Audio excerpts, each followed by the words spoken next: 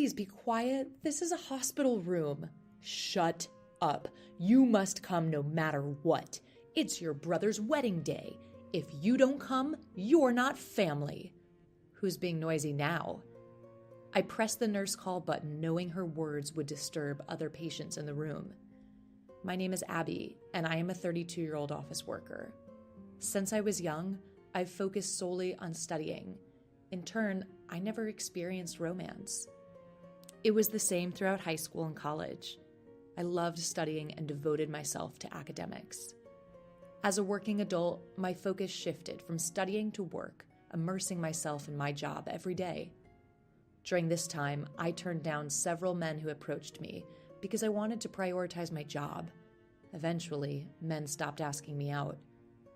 I didn't really care about it, but my sister scolded me for being in my 30s and never having a romantic relationship, so she forcibly set up a dinner date for me with a man.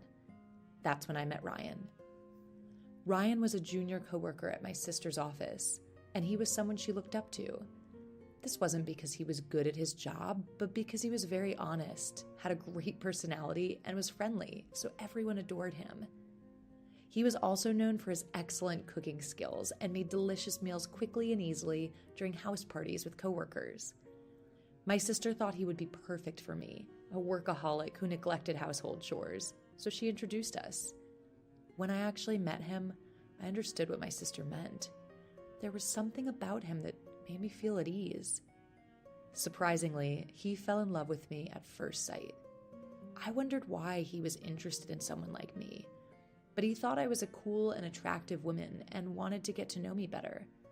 I am quite tall for a woman at 170 centimeters, and I always think about work, so people around me think that I am cool and shy. However, this can impact me negatively, as men seem to have high expectations of me. It can make me seem unattainable, as I heard from a female coworker.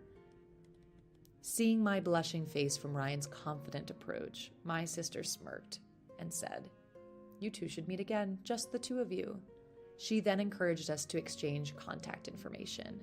After that, we went on several dates and started our relationship. In just 6 months, we got married. Ryan was really good at household chores, from cooking to cleaning. I was terrible at anything other than work, and when I was living alone, my sister was amazed at how messy my place could get in just a few days. Ryan helped with the parts I wasn't good at, and we built a well-balanced relationship. However, not everything was going smoothly.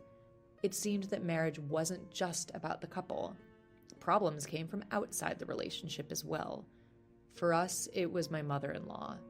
She was the type to dote on her son, always clinging to Ryan.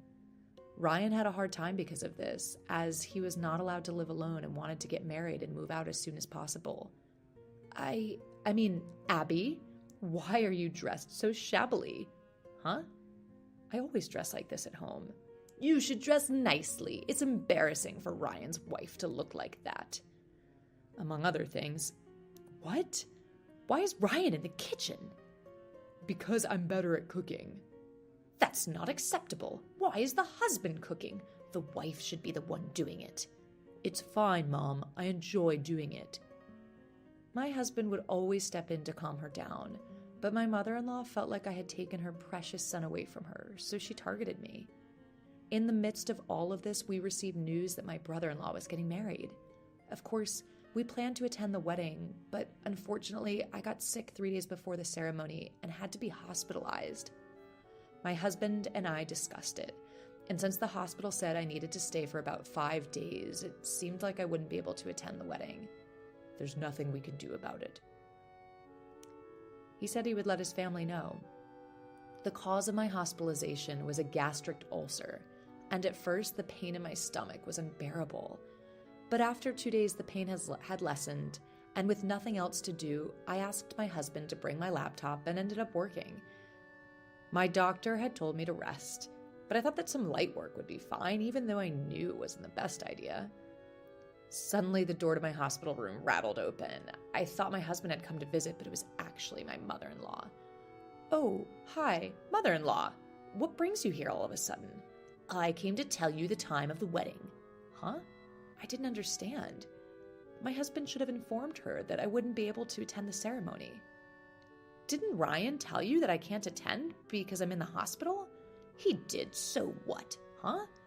A gastric ulcer isn't a big deal. Get better by tomorrow's wedding. If it were something I could heal with simple determination, I wouldn't be in the hospital. I'm still in pain, and I'm not allowed to leave the hospital. I don't care. It's unacceptable not to attend a family wedding. Please keep your voice down. This is a hospital room. Quiet. You must come no matter what. My precious son's wedding. Good grief, who's the loud one here? As much as I'd like to, I can't go in my current condition. You're working, aren't you? Stop lying. Well, I had a bit of a break, so... See, you can come, can't you? No, I can't, as I said anyway. If you don't attend a family wedding, you're not family. If you refuse to come to the wedding, divorce Ryan. What? It's only fair. Choose between getting a divorce or attending my son's wedding. What? What kind of nonsense are you talking about? I pressed the nurse call button because I didn't want to bother the other patients in the room. A nurse came quickly and took my mother-in-law outside. Seriously, what is she even talking about? Later, I received a message saying the wedding ceremony had gone well, and I was discharged from the hospital without any issues. When I got home, my husband and mother-in-law were waiting for me. The thing is, I hadn't told my husband about the exchange I had with my mother-in-law in the hospital room because I didn't want to worry him. I guess my mother-in-law didn't tell him either. My husband warmly welcomed me. I'll make you anything you want today. But then my mother-in-law said, Sit down, both of you. We need to talk. She made us sit down.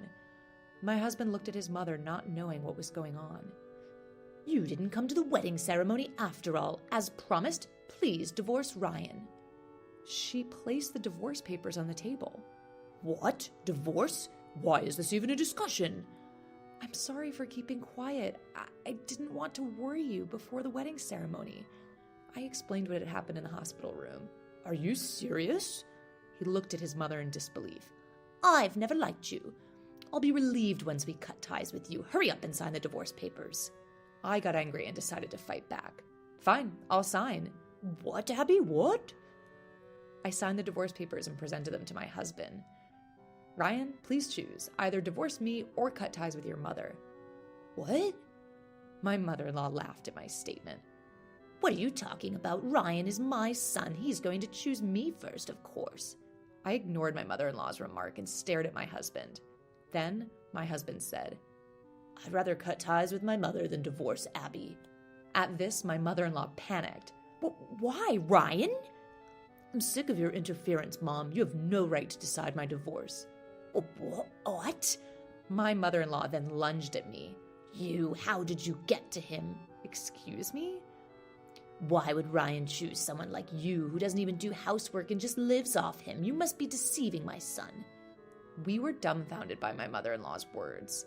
Mom, actually, I'm the one being supported here. What? In fact, my husband had quit his job when we got married because he liked doing housework, and I had a really good income. Because I was a workaholic, I worked for a major company and was promoted at an unprecedented speed, becoming a section chief at my age. So my salary alone was more than enough to cover our living expenses. But what about the money you send me? I've been managing our household budget, and I've been sending you the money we saved, but that's going to end now since I'm cutting ties with you. What? Then the mother-in-law changed her attitude, as if turning over a new leaf, and prostrated herself before me. I'm sorry. Please don't cut ties with me. She apologized to me many times, but it was already too late. After all the bullying you've done until now, there's no way we can forgive you. Exactly. If you understand, just leave. No way. And so we completely cut ties with my mother-in-law. By the way, it seems she did the same thing to her other sons and was shunned and cut off by them too. It's really either a lack of learning ability or just baffling. My father-in-law passed away a few years ago, so she seems to be living all alone in their big family house now. After that, we bought a new house and moved so that we wouldn't be attacked by my mother-in-law. Currently, we are living comfortably in our new house, enjoying our days as a happily married couple. Thank you for watching until the end. If you liked it, please subscribe to the channel. See you in the next video.